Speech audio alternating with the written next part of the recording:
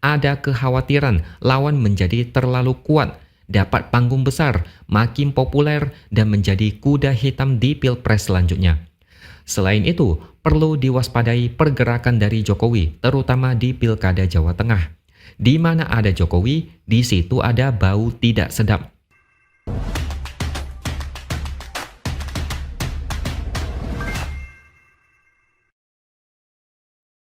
Halo, bertemu lagi dengan saya X Hardy di Opini Seaworld.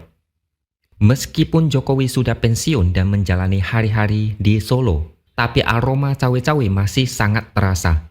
Ini terlihat ketika Ridwan Kamil datang ke Solo untuk bertemu dia. Ini adalah bukti kalau Jokowi mendukung Ridwan Kamil, yang juga didukung oleh koalisi Jumbo yang juga merupakan pendukung Jokowi.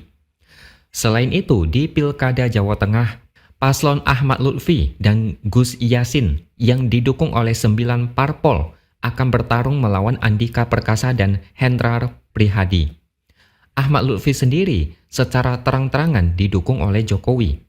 Pada hari Minggu kemarin, dia juga bertemu dengan Prabowo dan Jokowi. Dia mengaku keduanya memberikan dia dukungan moral.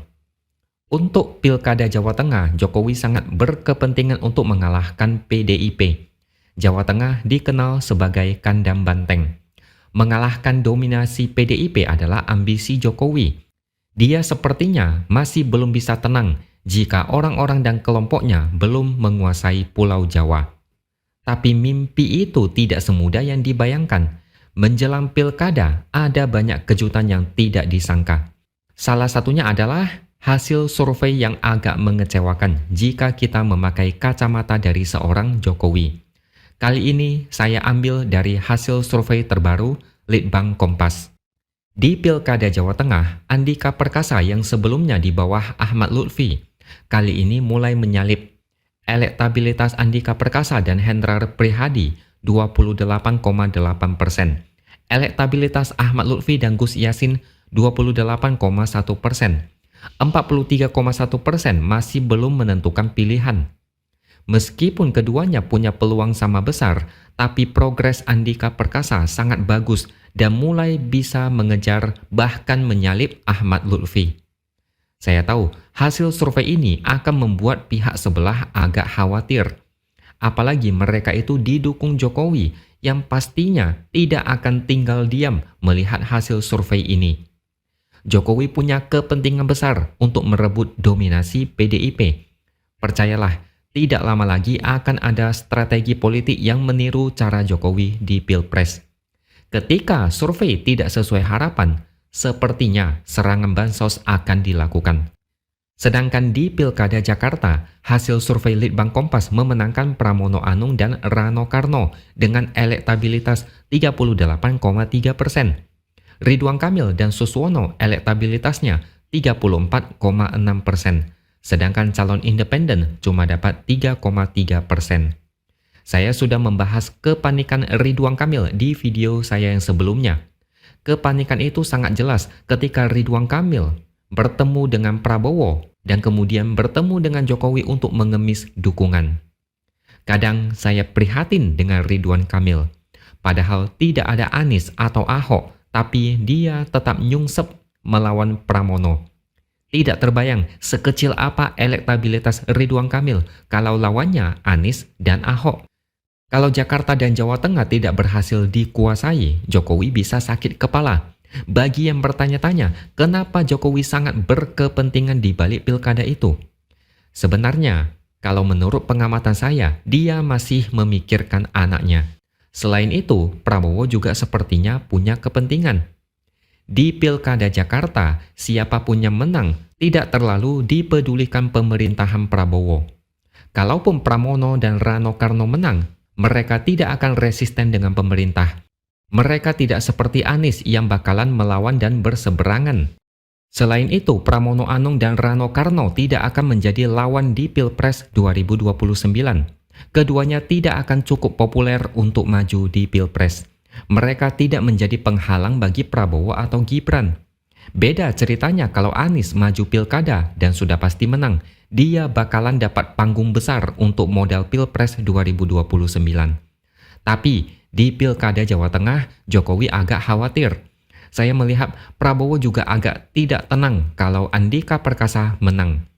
Alasannya adalah, yang pertama, Jokowi bakalan kalah dengan PDIP. Kedua, Andika dikhawatirkan bisa mendapatkan popularitas masif dan menjadi lawan berat di Pilpres 2029. Prabowo yang diyakini bakal maju lagi di periode kedua pasti tidak ingin jalan yang terjal. Apalagi kalau misalnya Gibran juga dipersiapkan untuk maju di Pilpres, pasti akan tenggelam oleh popularitas Andika.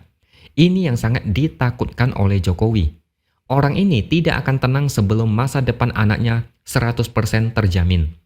Makanya Ahmad Lutfi sangat dipush untuk menang di Pilkada Jawa Tengah. Kalah bukan pilihan, karena bakal mengubah rencana jangka panjang hingga Pilpres selanjutnya. Di mana ada cawe-cawe Jokowi, disitulah ada kepentingan terselubung dari Jokowi. Kalau ada yang bilang pemerintahan Prabowo adalah pemerintahan Jokowi periode ketiga, sepertinya bukan hal yang salah. Banyak orang-orangnya Jokowi yang masih berada di gerbong pemerintahan Prabowo. Hasil survei memang cukup membuat mereka pusing. Yang dikhawatirkan adalah mereka bakal memakai cara yang dilakukan Jokowi saat Pilpres. Apalagi di media sosial ada beberapa netizen yang membagikan foto serangan Bansos. Jadi waspadalah dengan gerak-gerik dari King of Bansos. Memang sekilas, calon-calon kepala daerah yang didukung oleh pemerintah dan Jokowi didasari dengan narasi pembangunan yang berkelanjutan. Kalau lawannya menang, takutnya pembangunan tidak berjalan lancar. Energi lebih banyak dihabiskan dengan berdebat dan berseberangan, seperti yang terjadi saat Anies ribut-ribut dengan pemerintah pusat soal penanganan banjir. Pemerintah maunya normalisasi sungai, mau membangun sodetan Ciliwung, tapi Anies ogah-ogahan dengan alasan itu tidak akan mengatasi banjir. Sekilas memang ada benarnya. Kepala daerah yang sejalan dengan pemerintahan pusat akan lebih mudah bersinergi dan mempercepat pembangunan. Tapi itu cuma alasan yang sebagian. Sebagian lagi adalah karena ada kepentingan besar di Pilpres 2029, seperti yang tadi saya katakan. Ada kekhawatiran lawan menjadi terlalu kuat, dapat panggung besar, makin populer, dan menjadi kuda hitam di Pilpres selanjutnya. Selain itu, perlu diwaspadai pergerakan dari Jokowi, terutama di Pilkada Jawa Tengah. Di mana ada Jokowi, di situ ada bau tidak sedap. Di era pemerintahan dia sudah terbukti terjadi kerusakan demokrasi. Cawe-cawe Jokowi di Pilkada kemungkinan bukan berita bagus. Tidak ada sinyal yang bagus kalau sudah melibatkan nama Jokowi. Dan sayangnya kita tidak bisa menghalangi dia. Kita juga tidak tahu jurus apa yang akan direkomendasikan Jokowi kepada calon kepala daerah jagoannya. Yang pasti, suram deh kalau Jokowi cawe-cawe. Selain itu, Prabowo masih mengambang. Banyak yang mengharapkan dia segera lepas dari bayang-bayang Jokowi. Tapi sepertinya masih belum nampak titik terang. Hanya dia sendiri yang bisa menghapus jejak Jokowi dari pemerintahannya. Jadi, kita tunggu saja apakah itu akan terjadi. Oke, sampai di sini dulu opini dari saya. Subscribe channel ini supaya makin berkembang dan jangan lupa tuliskan komentar Anda. Terima kasih sudah menonton dan sampai jumpa lagi di lain kesempatan.